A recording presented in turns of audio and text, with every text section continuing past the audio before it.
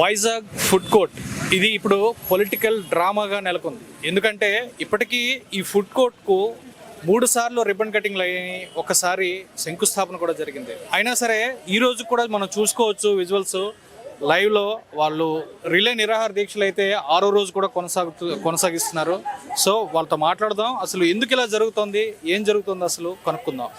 అసలు ఏంటండి, ఎందుకు ఇన్నిసార్లు రిబ్బన్ కటింగ్లు జరిగినాయి, ఎందుకు శంకుస్థాపనలు జరిగినాయి, మళ్ళీ ఈరోజు మళ్ళీ చూస్తే మళ్ళీ మీరు నిరసన కార్యక్రమాలు కొనసాగిస్తూనే ఉన్నారు. సార్ నమస్తే అండి, మీడియా మిత్రులందరికీ నమస్కారం. నా పేరు బొగ్గుశ్యాము, నేను జనసేన పార్టీలో ఉన్నానండి. దాంతోపాటు అంతకు ముందు నుంచి ఇక్కడ ఫుడ్ కోర్ట్లో నేను వ్యాపారం చేసుకుంటున్నానండి. ఈ ఫుడ్ కోర్ట్ అనేది ప్రభుత్వ అధికారులు అఫీషియల్ చేయకపోవడం వల్ల ఈ ఇబ్బందులు తలెత్తాయండి. ఇప్పుడు 3 సార్లు అయ్యాయండి. మేము 15 మందితో ఫుడ్ కోర్టు 2017 టైంలో మేము అక్కడ వ్యాపారం ప్రారంభించామండి. అప్పుడు ఫుడ్ కోర్టు అది అని పేరేం లేకుండా central food court back side వ్యాపారం చేసుకుంటున్నా మేము ఒక యూనియన్ పెట్టుకొని ఒక 15 మంది వ్యాపారం చేస్తుంటే 2019లో వైఎస్ఆర్ కాంగ్రెస్ పార్టీ అధికారంలోకి వచ్చిన తర్వాత బొత్స సత్యనారాయణ గారు 2020 ఫిబ్రవరిని ఫుడ్ కోర్ట్ ఓపెన్ చేశారండి. అప్పుడు 36 మంది సభ్యులతో సుజనా గారు కమిషనర్ గారు ఉన్నప్పుడు ఓపెన్ చేశారండి. తర్వాత మేడం గారు కరోనా వచ్చిన తర్వాత మాకు కొన్ని రోజులు ఆపిన తర్వాత సెకండ్ టైం కరోనా తర్వాత విజయసాయి రెడ్డి గారు మరలా 60 మందితో ఫుడ్ కోర్ట్ ఓపెన్ చేశారండి. నిన్న మళ్ళీ మా ఎమ్మెల్యే వంశీకృష్ణ గారు 200 మందికి ఇక్కడ అవకాశం కల్పిస్తామనేసి శంకుస్థాపన చేసేవాడండి. మొన్న మధ్యన ఒక సినిమా వచ్చింది సార్, ఒక 20 సంవత్సరాల క్రితం, ఎమ్మెల్యేలు అన్న సినిమా. మా తనికల బర్ణి గారు ఒక డైలాగ్ చెప్తారు, మా చెల్లికి పెళ్ళి జరగాలి మళ్ళీ మళ్ళీ అన్నట్టు మా ఫుడ్ కోర్ట్ వ్యాపారస్తుల పరిస్థితి తయారైందండి. మళ్ళీ రిబ్బన్ కటింగ్లు మళ్ళీ శంకుస్థాపనలు జరుగుతున్నాయి కానివ్వండి, మాకు శాశ్వత పరిష్కారం కనబడట్లేదండి. ఫుడ్ కోర్టు తీసేటప్పుడు ఆపరేషన్ లంగ్స్ అనే పేరుతో తీశారండి. కొంతమంది ఇల్లీగల్గా షాపులు నడుపుతున్నారు అనేసి అన్నారు. మేము ఫిల్టర్ చేయమన్నాం, ఎవరో అద్దెలకు ఇచ్చుకున్నారు అన్నారు. ఓకే, ఒప్పుకుంటాం, ఎందుకంటే ఎవడో ఇచ్చుకున్నారు, ఆ దొంగను మీరు పట్టుకోండి. ఎవడో అమ్ముకున్నాడు అంటున్నారు, ఆ దొంగను మీరు పట్టుకోండి. అమ్ముకున్నాడు ఎవడు, కొనుక్కున్నాడు ఎవడు, అది మిమ్మల్ని మీదే చేయమంటున్నాం. ఎవరైతే ఒక షాపుతో వ్యాపారం చేస్తున్నారో వాళ్ళందరూ టెంట కింద కూర్చున్నారండి. ఎవరైతే 2-3 షాపులు ఉన్నాయో అమ్ముకున్నారో వాళ్ళ నాయకులు వెనకాల తిరుగుతున్నారండి. ఇక్కడ మీలో మీకు వర్గాలు ఉన్నాయా, అంటే యూనియన్లో ఏమైనా విభజించారా ఏంటి? మేము 36 మందితో ప్రారంభించినప్పుడు ఒక యూనియన్తో స్టార్ట్ చేసామండి. మా 36 మంది ఒక యూనియన్గా అప్పుడు ఉన్నామండి. తర్వాత నాయకులు వచ్చిన తర్వాత కొంతమంది పెంచిన తర్వాత వాళ్ళు కొంతమంది ఒక 15 మంది వేరే వాళ్ళకి ఇక్కడ అకామిడేషన్ కల్పించారండి.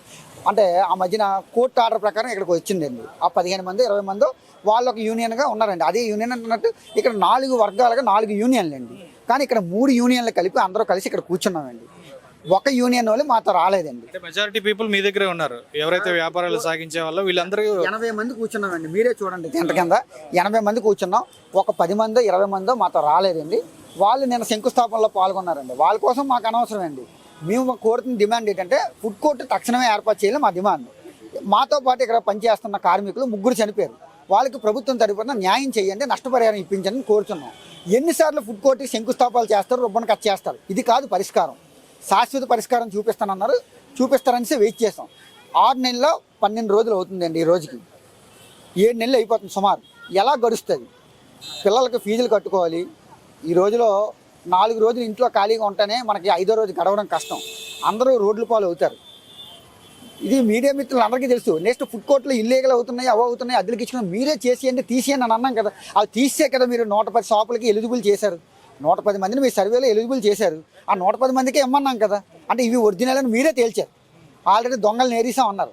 ఏరీసిన తర్వాత మీరే అన్నారు ఇప్పుడు 200 షాపులు కడతానా అన్నారు. మమ్మల్ని 110 మిగిలిన దొంగలకి ఇస్తారో దొరలకి ఇస్తారో అది మీ ఇష్టం. కానీ ఎన్నిసార్లు శంకుస్థాపాలు, ఎన్నిసార్లు రిబ్బన్ కటింగ్లు. కనీసం శంకుస్థాపన చేసినప్పుడు ఇక్కడ 3 యూనియన్లు ఉన్నాయి.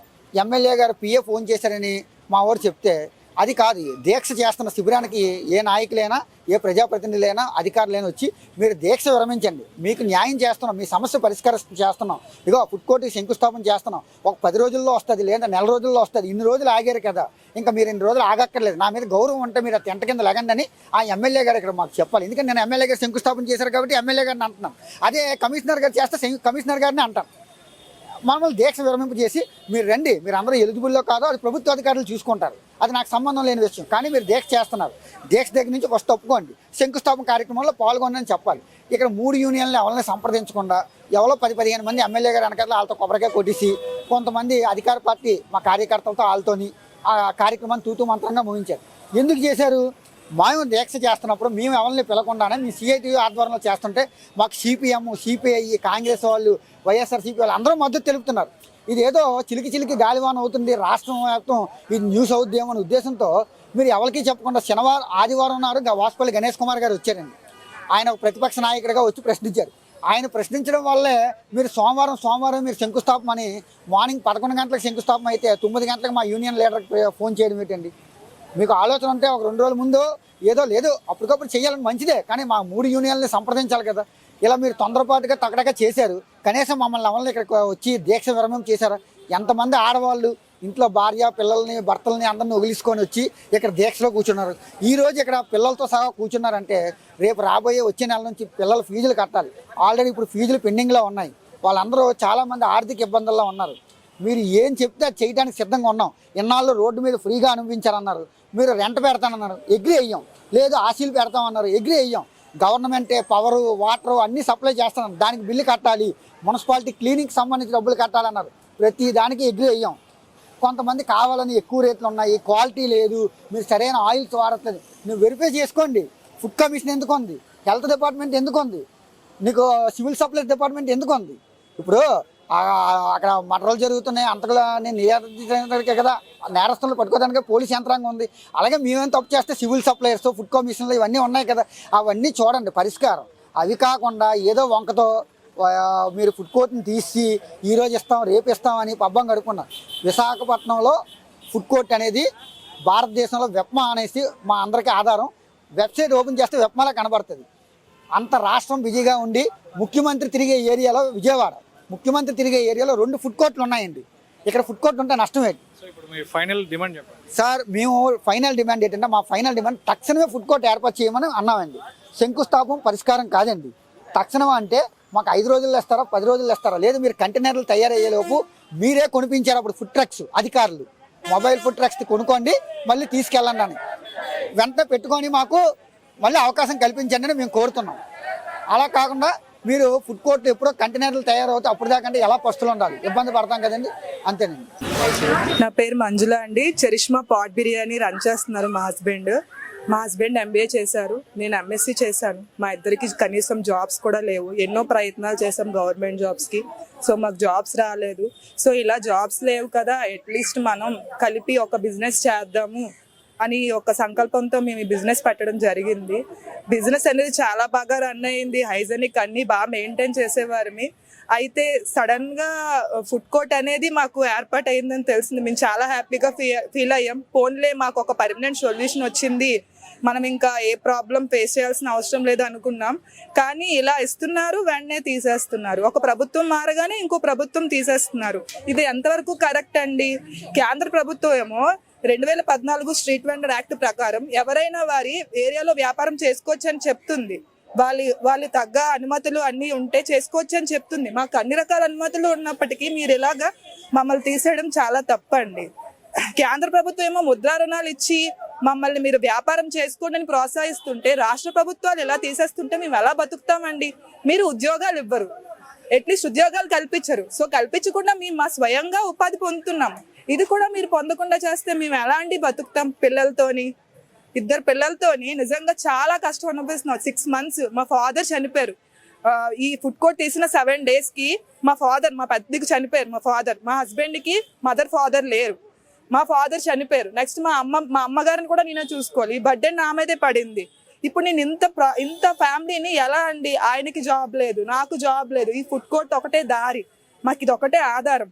సో ఇలాంటి ఫుడ్ కోర్ట్ని మీరు ఎంత లేట్ చేస్తే మేము ఎలా అండి బతుకుతాం? మేము అప్పులు చేసుకొని బతకాలా? స్కూల్కి పిల్లల్ని పంపిస్తే ఫీజు కట్టలేదు అని చెప్పి ప్రతిరోజు మేడం రాసి పంపిస్తుంటే చుట్టుపక్కల పిల్లలందరి ముందు లేపిస్తుంటే ఆ బాధ ఎలా ఉంటుందో మీకు తెలుసా అండి? మేము అదే ఫేస్ చేస్తున్నాం ప్రజెంట్ ఈ పశ్చిమాసియా యుద్ధం వల్ల ఈ గ్యాస్ కొరత, ఆయిల్ కొరత ఇవన్నీ ఏర్పడుతున్నాయి. ఈ రేట్లు అమాంతం ఇంక్రీజ్ అయిపోతున్నాయి. ఇలాంటి టైంలో చూస్తే మాకు ఒక ఉపాధి అనేది లేదు. ఉపాధి లేని ఈ టైంలో మాకు ఇన్ని కష్టాలు వస్తున్నాయి. మీరు దయచేసి 7 months అయిపోతుంది దాదాపుగా. పోనీలే ఇస్తారు, పర్మనెంట్ సొల్యూషన్ చూపిస్తారు, మనం బాగా బతకొచ్చు, హ్యాపీగా బతకొచ్చు అనుకున్న టైంలో మీరు ఇంత నెగ్లెక్ట్ చేసి, ఇంత నిధులు సమకూర్చిన ఇంత నెగ్లెక్ట్ చేస్తే మేము ఇంకా ఎలా అండి? ఇంకా మేము సూసైడ్ చేసుకోవాలా చెప్పండి మీరు? మేము ఇలా బతకాలి, ఇలా చేయాలి, సూసైడ్ చేసుకోవడమే దారండి. ఇప్పుడు జాబ్స్ లేవు, మాకు ఇదే ఉంది, బిజినెస్ మాత్రమే ఉంది. సో అది ఫుడ్ కోర్ట్లో నేను ఒక వ్యాపారస్తుని. సెప్టెంబర్ 25, 2025 మా ఫుడ్ కోర్ట్ తీయడం జరిగిందండి. ఇప్పుడు వచ్చి 7 నెలలు అయింది. 7 నెలల్లో 3 చనిపోయారు. ఆ 3 చనిపోయిన వాళ్ళకి కూడా ఏ విధమైన రెస్పాండ్ లేదు మా ఎమ్మెల్యే గారి దగ్గర నుంచి. ఎమ్మెల్యే గారు 6 నెలలు తిప్పించుకున్నారు మమ్మల్ని. 6 నెలలు తిప్పించుకుని 7 నెలలు చెప్పారు కమిషనర్ గారు మేము ఏం చేయట్లేదు. కమిషనర్ గారు చేయకపోతే మీరు వచ్చి మా శిబిరంలో కూర్చోండి, కమిషనర్ గారు, సీఎం గారు అందరూ రెస్పాండ్ అవుతారు. ఒక ఎమ్మెల్యే కూడా ప్రభుత్వానికి వ్యతిరేకంగా చేస్తున్నాడు, ప్రభుత్వానికి వ్యతిరేకంగా చేయమని మేము అంటలే, మాకు సపోర్ట్గా మాకు మీరు రావాలి. ఈ 3 చనిపోయినా మేము ఇంతమంది రోడ్డు మీద పడినా మా పిల్లలతో సహా మేము ఉన్నాం. స్కూల్ ఫీజులు కట్టలేదు. ఒక్క బతుకుదేరు 6 నెలలు ఇంట్లో ఖాళీ కూర్చుంటుంది ఎవరికి గరుస్తుందండి? మీరు ఈ విధంగా కూడా ఆలోచించకుండా నేను ఏదో శంకుస్థాపన చేశారు. ఆ శంకుస్థాపన మాకు వద్దు సార్, మాకు షాపులు పెట్టించండి. మీ శంకుస్థాపన మేము పెట్టుకుని మేము రన్ చేసుకుంటాం, మాకు బతుకుదేరు కల్పించండి. శంకుస్థాపనలు చేస్తారు, ఎన్ని శంకుస్థాపనలు మేము చూడలేదు. మేము చేసిన శంకుస్థాపన 5 నిమిషాల్లో వెళ్ళిపోయింది. అది 5 నిమిషాల తర్వాత శంకుస్థాపనే లేదు. ఎవరైనా శంకుస్థాపన చేస్తే 5 నిమిషాల్లో అక్కడ పువ్వులు కానీ చెట్లు కానీ ఏమీ లేకుండా చేస్తారు. ఇది శంకుస్థాపన అంటారా?